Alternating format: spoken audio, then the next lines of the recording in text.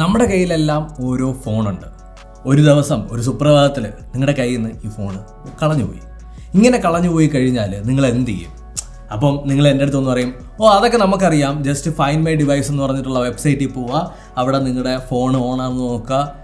ഇതല്ല ഒരു പ്രോപ്പർ വേ. കാര്യം എന്ന് വെച്ചാൽ ഫൈൻഡ് മൈ ഡിവൈസ് വർക്ക് ആവണമെന്നുണ്ടെങ്കിൽ നിങ്ങളുടെ ഫോണിൻ്റെ അകത്ത് ഇൻ്റർനെറ്റ് ഓൺ ആയിരിക്കണം, ഒന്നാമത്തെ കാര്യം. രണ്ടാമത്തെ കാര്യം, നിങ്ങളുടെ ഫോണിൻ്റെ അകത്തുള്ള ഇമെയിൽ ഐ ഡി നിങ്ങൾക്ക് ലോഗിൻ ആക്കാനായിട്ട് സാധിക്കണം. അതായത് ആ ലോഗിൻ ആക്കുന്ന സമയത്ത് ഇപ്പോൾ 2 സ്റ്റെപ്പ് വെരിഫിക്കേഷൻ, OTP ഒക്കെ ഉണ്ടെങ്കിൽ ചിലപ്പം നിങ്ങളുടെ കളഞ്ഞുപോയ ഫോണിൻ്റെ അകത്ത് മാത്രമേ ആ ഒരു ഇമെയിൽ ഐ ഡി കണക്റ്റഡ് ആയിട്ടുള്ളൂ എന്നുണ്ടെങ്കിൽ നിങ്ങൾക്ക് ലോഗിൻ ആക്കാൻ പറ്റില്ല. ആ സമയത്ത് നിങ്ങൾക്ക് എന്ത് ചെയ്യാൻ പറ്റും? നിങ്ങൾ ആലോചിച്ചിട്ടുണ്ടോ?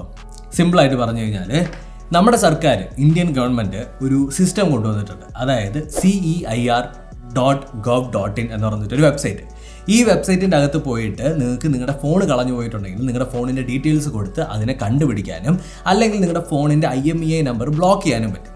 ഈ സിസ്റ്റം എന്താണെന്നുള്ളത് ഞാൻ മൊത്തത്തിൽ പറഞ്ഞുതരാം. ഈ വരുന്ന മെയ് 17-ാം തീയതിയാണ് ഇത് കംപ്ലീറ്റ്ലി ലോഞ്ച് ചെയ്യുന്നത്. ഇന്ത്യയിൽ മൊത്തം അവൈലബിൾ ആയിട്ട് വരും. ഫോർ എക്സാമ്പിൾ, നിങ്ങളുടെ കയ്യിൽ നിന്ന് ഒരു ഫോൺ, ഇപ്പോൾ എൻ്റെ ഫോൺ കളഞ്ഞു പോയല്ലോ, എൻ്റെ കയ്യിൽ ഒരു ഫോൺ ഉണ്ടായിരുന്നു, അത് കളഞ്ഞു പോയി. ആ ഫോൺ കളഞ്ഞു പോയി കഴിഞ്ഞാൽ ഞാൻ എന്താ ചെയ്യേണ്ടത്? ആദ്യം തൊട്ടടുത്തുള്ള പോലീസ് സ്റ്റേഷനിൽ പോയിട്ട് ഒരു കംപ്ലയിൻറ്റ് രജിസ്റ്റർ ചെയ്യുക. കംപ്ലയിൻറ്റ് രജിസ്റ്റർ ചെയ്തതിന് ശേഷം ഈ ഒരു CEIR എന്ന് പറഞ്ഞിട്ടുള്ള വെബ്സൈറ്റിലേക്ക് പോയി കഴിഞ്ഞിട്ട് അവിടെ നമുക്കൊരു ഓപ്ഷൻ ഉണ്ട്, block stolen or lost mobile. അതിൽ ക്ലിക്ക് ചെയ്യുന്ന സമയത്ത് ഒരു ഫോം വരും. ഈ ഫോമാണ് ഭയങ്കര ഇമ്പോർട്ടൻറ്റ്.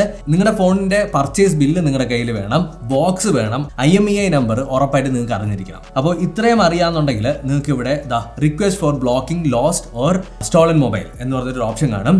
അപ്പോൾ ആക്ച്വലി എന്ത് പ്രോസസ്സാണ് ഇവിടെ നടക്കുന്നത് എന്നുള്ളത് ഞാൻ അവസാനം പറഞ്ഞുതരാം കേട്ടോ.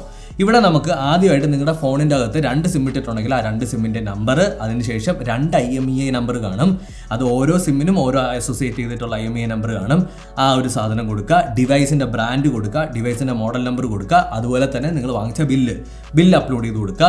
അതിനുശേഷം ലോസ്റ്റ് ഇൻഫർമേഷൻ എന്ന് പറഞ്ഞൊരു ഭാഗമുണ്ട്. അവിടെ എവിടെയാണ് ഇത് കളഞ്ഞു പോയെന്നുള്ളത് കൊടുക്കണം, പിന്നെ ഏത് സ്റ്റേറ്റിലാണ് കളഞ്ഞു പോയെന്നുള്ളത് കൊടുക്കണം. ഇപ്പോൾ ട്രിവാൻഡ്രത്താണ് കളഞ്ഞു പോയത് എന്നുണ്ടെങ്കിൽ ട്രിവാൻഡ്രം ഡിസ്ട്രിക്റ്റ് കൊടുക്കണം, ഡേറ്റ് കൊടുക്കണം, അതുപോലെ തന്നെ പോലീസ് സ്റ്റേഷൻ അടുത്തുള്ളത് ഏതാണെന്ന് കൊടുക്കണം. ആൻഡ് പോലീസ് കംപ്ലൈൻറ്റ് കൊടുത്തിട്ടുണ്ടെങ്കിൽ ആ കംപ്ലൈൻറ്റിൻ്റെ ഫോട്ടോയും കൊടുക്കണം. എന്നിട്ട് മൊബൈലിൻ്റെ ഓണറിൻ്റെ ഇൻഫർമേഷൻ, അതായത് നിങ്ങളുടെ പേര്, അഡ്രസ്സ്, നിങ്ങളുടെ ID പ്രൂഫ്, അത് ആധാറോ പാനോ എന്തെങ്കിലും നിങ്ങൾക്ക് യൂസ് ചെയ്യാം.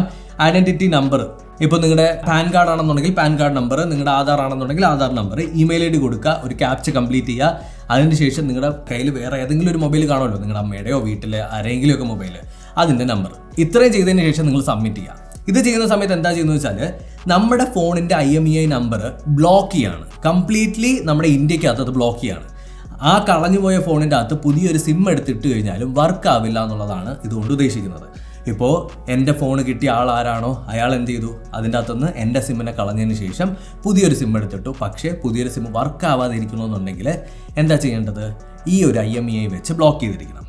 രണ്ടാമത്തെ കാര്യം എന്താണെന്ന് വെച്ച് കഴിഞ്ഞാൽ, ചെക്ക് റിക്വസ്റ്റ് സ്റ്റാറ്റസ് എന്ന് പറഞ്ഞ് കൊടുത്തു കഴിഞ്ഞാൽ ഈ ഒരു ഫോൺ അവർ കണ്ടുപിടിച്ചിട്ടുണ്ടോ അല്ലെങ്കിൽ ഈ ഒരു ഫോണിനെ ട്രാക്ക് ചെയ്യാൻ പറ്റിയിട്ടുണ്ടോ എന്നുള്ള കാര്യങ്ങളൊക്കെ അറിയാം.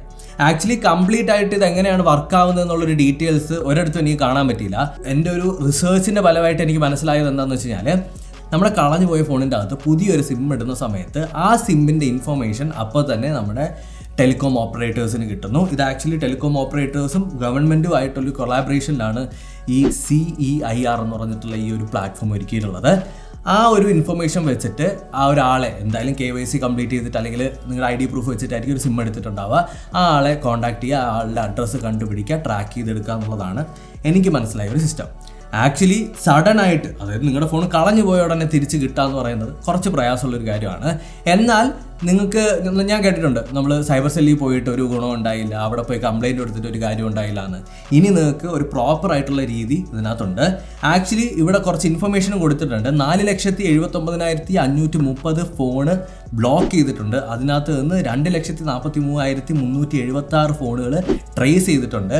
8,596 ഫോണ് റിക്കവർ ചെയ്ത് അതിൻ്റെ ഓണേഴ്സിന് കിട്ടിയിട്ടുണ്ട്. ഇതെല്ലാം പോട്ടെ, ഇത് ഫോൺ കളഞ്ഞു പോയാലുള്ളത്, നിങ്ങളൊരു പുതിയ സെക്കൻഡ് ഹാൻഡ് ഫോൺ വാങ്ങാൻ പോവാണ്. അത് ആരെടുത്തെങ്കിലും നിന്നും അടിച്ചു മാറ്റിക്കൊണ്ട് വന്നതാണെങ്കിലോ ഒന്ന് ആലോചിച്ച് നോക്കിയേ, പെട്ടോ? അങ്ങനെ അറിയാൻ വേണ്ടിയിട്ട് ഇവിടെ നിങ്ങൾ KYM എന്ന് പറഞ്ഞൊരു ആപ്പ് ഉണ്ട്. ഈ ആപ്പ് ഡൗൺലോഡ് ചെയ്തതിന് ശേഷം ആ ഒരു ഫോണിൻ്റെ IMEI നമ്പർ, അത് നിങ്ങൾക്ക് കിട്ടാനായിട്ട് ജസ്റ്റ് *#06# അടിച്ചാൽ മതി. IMEI നമ്പർ വരും.